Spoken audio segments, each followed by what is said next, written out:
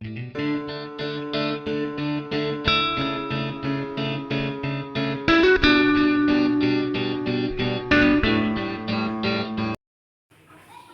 Friends, welcome to my channel. ನಾನಿವತ್ತು ನಿಮಗೆ egg green ಕರಿ ಮಾಡ್ತಾಯಿದ್ದೀನಿ.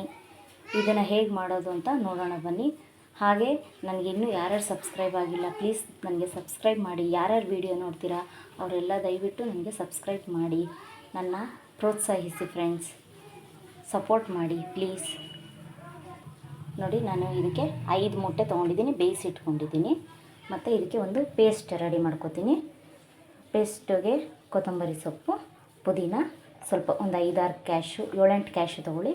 ಮತ್ತು ಒಂದು 5-6 ಹಸಿಮೆಣಸಿನ್ಕಾಯಿ, ಸ್ವಲ್ಪ ಶುಂಠಿ, ಸ್ವಲ್ಪ ಬೆಳ್ಳುಳ್ಳಿ. ಇದೊಂದು ಪೇಸ್ಟ್ ಮಾಡ್ಕೊಬರೋಣ. ಹಾಗೆ ಇದನ್ನು ಕಟ್ ಮಾಡ್ಕೋಬೇಕು. ಹೇಗೆ ಕಟ್ ಮಾಡೋದು ಅಂತ ತೋರಿಸ್ತೀನಿ ನೋಡಿ ಫ್ರೆಂಡ್ಸ್. ಹೇಗೆ ಕಟ್ ಮಾಡ್ಕೊಳ್ಳೋದು ಅಂದರೆ, ಈಗ ಸ್ಲೈಸ್ ಥರ, ಚಿಕ್ಕ ಚಿಕ್ಕ ಸ್ಲೈಸ್ ಥರ ಮಾಡ್ಕೊಳ್ಳಿ. ಹಾಗೆ 5 ಮೊಟ್ಟೆನೂ ಸ್ಲೈಸ್ ಮಾಡ್ಕೊಳ್ಳಿ. ನಿಮಗೆ ಎಷ್ಟು ಬೇಕೋ ಅಷ್ಟು ಹಾಕ್ಕೊಳ್ಳಿ. ನೋಡಿ, ಈ ಥರ ಚಿಕ್ಕ ಚಿಕ್ಕದಾಗೆ ಕಟ್ ಮಾಡ್ಕೊಳ್ಳಿ. ನಾನೆಲ್ಲ ಮೊಟ್ಟೆನೂ ಕಟ್ ಮಾಡ್ಕೊತೀನಿ. ನೋಡಿ ಫ್ರೆಂಡ್ಸ್, ಈ ಥರ ಕಟ್ ಮಾಡಿ ಇಟ್ಕೊಳ್ಳಿ. ಮತ್ತು ಇದೊಂದು ಪೇಸ್ಟ್ ರೆಡಿಯಾಗಿದೆ. ಈಗ ನಾನು ಸ್ಟವ್ ಮೇಲೆ ಬಾಣಲಿ ಇಟ್ಟಿದ್ದೀನಿ. ಈಗ ಮಾಡೋಣ.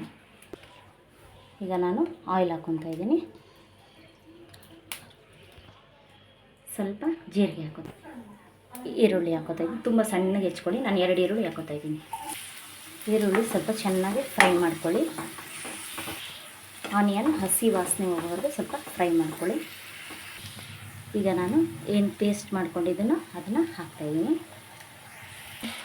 ನೋಡಿ, ಇದಕ್ಕೆ ಮೇನ್ ಇಂಗ್ರೀಡಿಯೆಂಟೇ ಮೊಸರು. ನಾನೊಂದು 4-5 ಟೀ ಸ್ಪೂನ್ ತೊಗೊಂಡಿದ್ದೀನಿ, ಹಾಕ್ತಾಯಿದ್ದೀನಿ. ಮೊಸರು ಹಾಕಿದ್ರೆ ತುಂಬ ಟೇಸ್ಟಿಯಾಗಿರುತ್ತೆ. ನೋಡಿ, ಇವಾಗ ಅದು ಕುದೀತಿದೆ.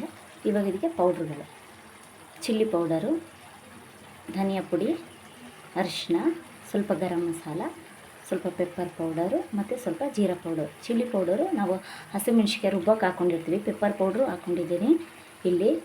ಸೊ ಅದಕ್ಕೆ ಸ್ವಲ್ಪ ನೋಡಿ ಖಾರ ಎಷ್ಟು ಬೇಕೋ ಅಷ್ಟು ನೀವು ಹಾಕ್ಕೊಳ್ಳಿ.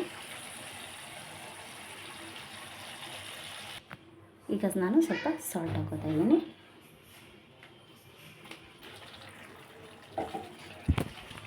ನೋಡಿ, ಲಾಸ್ಟಲ್ಲಿ ಹೇಗೆ ಹಾಕ್ತಾಯಿದ್ದೀನಿ. ಈ ಥರ ಮಿಕ್ಸ್ ಮಾಡಿ ಒಂದು 5 to 10 ಮಿನಿಟ್ಸ್ ಲಿಡ್ನ ಕ್ಲೋಸ್ ಮಾಡಿ.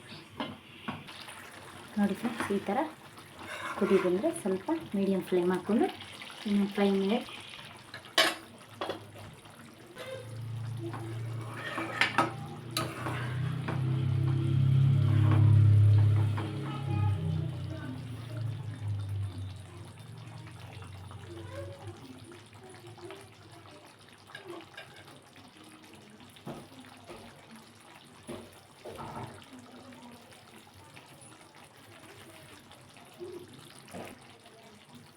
ನೋಡಿ ಫ್ರೆಂಡ್ಸ್, ಲಾಸ್ಟಲ್ಲಿ ಕೊತ್ತಂಬರಿ ಸೊಪ್ಪು. ನೋಡಿ, ಎಗ್ ಕರಿ, ಗ್ರೀನ್ ಕರಿ ರೆಡಿಯಾಗಿದೆ. ಈ ರೆಸಿಪಿ ನಿಮ್ಗೆ ಇಷ್ಟ ಆದರೆ ಶೇರ್ ಮಾಡಿ. ಈ ರೆಸಿಪಿ ನಿಮ್ಗೆ ಇಷ್ಟ ಆದರೆ ಶೇರ್ ಮಾಡಿ, ಲೈಕ್ ಮಾಡಿ, ಸಬ್ಸ್ಕ್ರೈಬ್ ಮಾಡಿ, ಕಮೆಂಟ್ಸ್ ಮಾಡಿ. Thank you.